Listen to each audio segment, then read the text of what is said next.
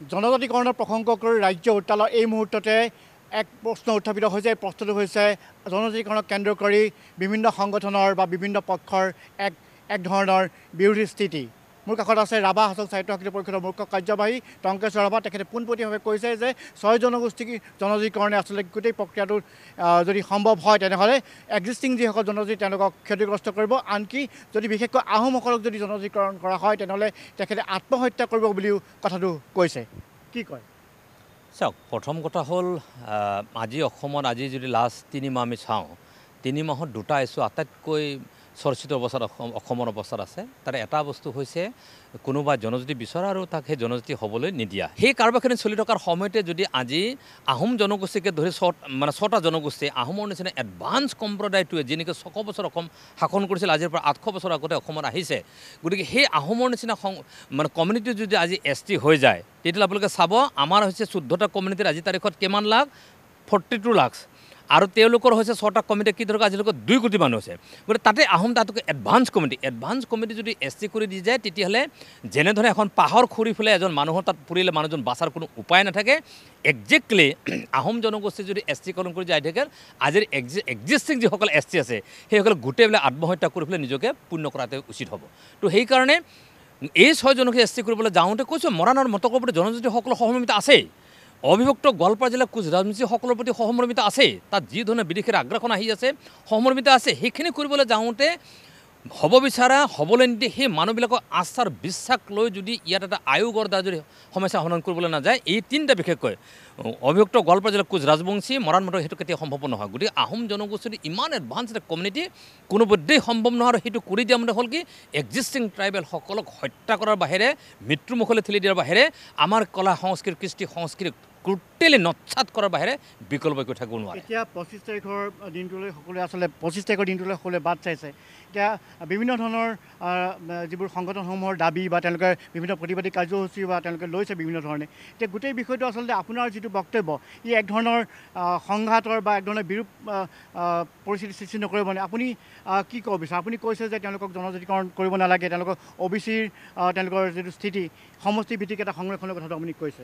Definitely এইটো সংঘাতৰ সৃষ্টি কেতিয়াও কৰিব নোৱাৰে, কেতিয়াও নহয়। কাৰণ তেখেতসকলে সংগ্ৰাম কৰিছে, সেই সংগ্ৰামখনৰ প্ৰতি আমি সংগ্ৰামখন এগেইনষ্ট কেতিয়াও কৰা নাই।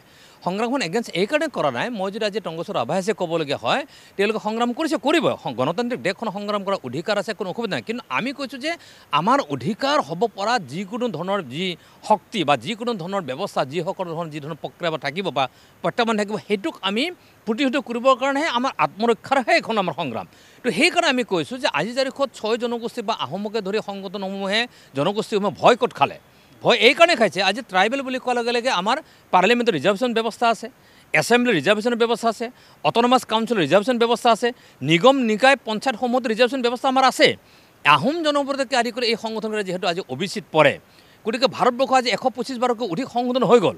গতিকে অহা 25 তাৰিখৰ প্ৰতি অসমৰ মুখ্যমন্ত্ৰী ডাঙৰীয়াৰ প্ৰতি আমাৰ এইটোৱে আহ্বান থাকিব যে অহা 25 তাৰিখে এনেধৰণৰ ব্যৱস্থালৈ আগবঢ়া অসম চৰকাৰখনে যে ভাৰতবৰ্ষৰ সংবিধানখন আৰু এবাৰ এমেণ্ডমেণ্ট কৰা হওক, আৰু এবাৰ এমেণ্ডমেণ্ট কৰি হোৱাৰ পিছত পাৰ্লিয়ামেণ্টতো OBCৰ কাৰণে ৰিজাৰ্ভেশ্যন ব্যৱস্থা অনা হওক, এছেম্বলিতো ৰিজাৰ্ভেশ্যন ব্যৱস্থা অনা হওক, বিভিন্ন যি নিগম নিকায় যি স্বায়ত্তশাসিত ব্যৱস্থাবিলাক আছে পৰিষদবিলাক আছে তাতো এইবিলাকৰ সংৰক্ষণ ব্যৱস্থা নীতিটো আনক। সেই সংৰক্ষণ নীতিটো যদি আনি দিয়া যায় তেতিয়াহ'লে আহোমকে ধৰি এই জনগোষ্ঠীসমূহে ভাবিব যে আমি লোকসভাত চিন্তা কৰিবলগীয়া নাই, বিধানসভাত চিন্তা কৰিবলগীয়া নাই, অট'নমাছ কাউন্সিলত চিন্তা কৰিবলগীয়া নাই, পঞ্চায়তকে আদি কৰি নিগম নিকায়সমূহৰ ক'তো চিন্তা আমাৰ কৰিবলগীয়া নাই, আমাৰ কাৰণে ৰিজাৰ্ভেশ্যন ব্যৱস্থা আছে।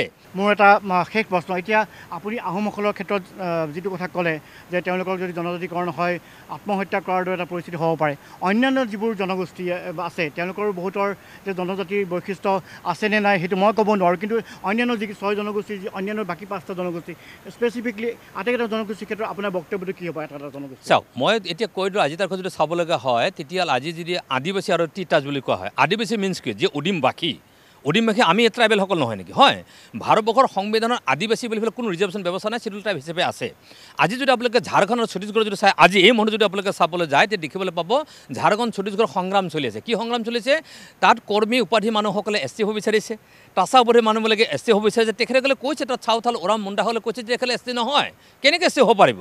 আৰু যদি ইয়াত যদি চাবলৈ যায় তেতিয়াহ'লে সেই গোটেইসকল আদিবাসী বুলি তেখেতসকলে সোমাই আছে, তিতাজ বুলি সোমাই আছে, কেনেকৈ এইটো সম্ভৱ?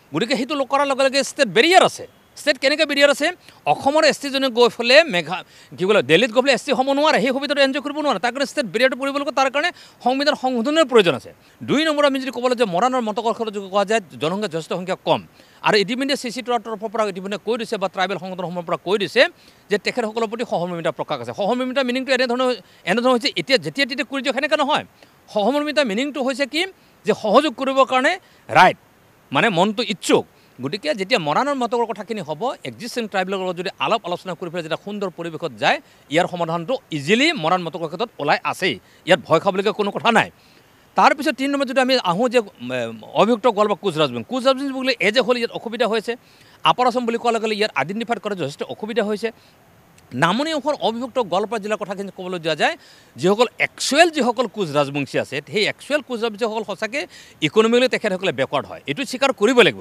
কোনোবাই ভাল পালে স্বীকাৰ কৰিব লাগিব বেয়া পালেতো স্বীকাৰ কৰিব লাগিবই কিন্তু সেইখিনি কৰিবলৈ যাওঁতে তাত কিছুমান এনেকুৱা ধৰণৰ আছে যে একচুৱেল কোচ ৰাজবংশী মানুহসকলে যি টাইটেলে তেখেতে নামাংকিত হয় একেই টাইটেলে কোনোবা হয় কলিতা সম্প্ৰদায়ৰ মানুহ আছে হিন্দু বেংগলী সম্প্ৰদায়ৰ আছে গতিকে সেইটো কোনে আইডেণ্টিফাইড কৰিব গতিকে সেইটো এটা এছেছমেণ্ট কৰক ষ্টাডি ইম্পেক্ট এছেছমেণ্ট এটা তেখেতসকলে কৰক কৰি উঠাৰ পিছত যদি প্ৰক্ৰিয়াটো আগবাঢ়িবলৈ যোৱা যায় মই ভাবোঁ অসমৰ কোনো ট্ৰাইবেল মানুহে নিশ্চয় বিৰোধাচৰণ নকৰিব গতিকে সেইখিনি কৰিবলৈ যাওঁতে বা সেইখিনি নকৰাকৈ যদি 25 তাৰিখে যদি এটা ৰিপৰ্টিং কৰি দিয়া যায় তেতিয়াহ'লে এইটো পৰিৱেশটো বিনষ্ট হ'ব আৰু চতিয়াৰ ক্ষেত্ৰত যদি আমি ক'বলৈ যোৱা যায় চতিয়াসকলৰ যি এক ঐতিহ্য আছে আহিমৰ নিচিনাকৈ যে সংগ্ৰামৰ ইতিহাস আছে যি শাসন কৰা যি ৰাজশাসন কৰা যি ইতিহাস আছে সেই ঐতিহ্যসমূহ যদি আমি একেষাৰে যদি ওলাই আমি কৰি দিওঁ তেতিয়াহ'লে আমি লাচিতক অপমান কৰা হ'ব লাচিতক পাহৰা হ'ব সেই চতিয়াৰ সতি সাধনিক আমি পাহৰি যোৱা নিচিনা কাৰোবাৰবিলাক হ'ব গতিকে সেইটো কেতিয়া হ'ব নালাগে তাৰ পৰিৱৰ্তে তেখেতসকলক এই ধৰণে থাকিব দি এই তিনিটা বিশেষকৈ মানে অভিযুক্ত গোৱালপাৰা কোচ ৰাজবংশী মৰাণ মতকৰ সংক্ৰান্তত এক্সিষ্টিং আৰু বিচাৰ নিৰ্বাচকসকলৰ মাজত বহি এটা আয়োগ গঠন কৰি পেলাই যদি একদম সুন্দৰ ষ্টাডি কৰি যোৱা যায় মই ভাবোঁ ইয়াৰ ফলাফল নিশ্চয় ওলাব আৰু সেই ফলাফল নোলোৱালৈকে ভাৰত চৰকাৰক সংবিধানখন এমেণ্ডমেণ্ট কৰিবলৈ দিয়ক আৰু আদাৰ বেকৱাৰ্ড ক্লাছেছ হিচাপে এটা ৰিজাৰ্ভেশ্যন পলিচি যদি কনফাৰ্ম কৰে ইন অল কেছেছ মই ভাবোঁ ইয়াৰ সমাধান সূত্ৰটো ডেফিনেটলি ওলাব